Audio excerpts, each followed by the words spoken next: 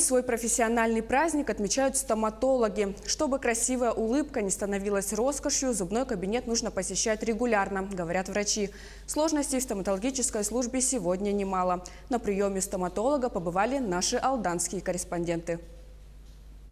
Нельзя уговаривать ребенка перед походом к стоматологу не бояться. Пока малыш не слышит о страхе, он его не испытывает. Это главный секрет спокойствия в лечении зубок, считает детский стоматолог Сергей Блажец. Умение располагать к доверию – это профессиональное. Для маленьких пациентов Сергей Сергеевич не просто лечащий врач, но в первую очередь психолог.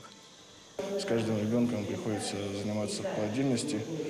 Зависит, конечно, много от воспитания ребенка. Ну, смотрим на поведение родителей, когда ребенок обращается как с родителями, потом уже стараемся подходить индивидуально.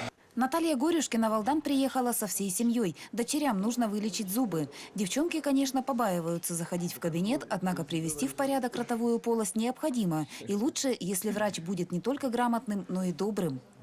Думаю, вылечат хорошо, посмотрят, какие у нас проблемы, потому что у нас с зубами очень большая проблема.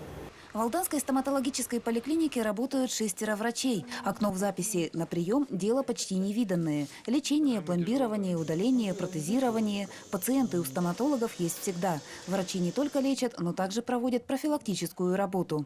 Стоматология – это вот заболевания зубов, слизистых и челюстно-лицевой системы там в общем, да, все, что там на лице находится. Большинство, конечно, кариес. Но что удручает, сейчас много осложненных форм кариеса. Если к стоматологам терапевтического и хирургического профилей обращаются пациенты всех возрастов, то к протезисту идут в основном люди старше 50. Протезист в поликлинике один. В новых экономических условиях специалисты выбирают частную практику. Между тем, все алданские зубопротезисты-предприниматели наращивали опыт и оттачивали мастерство в государственной поликлинике.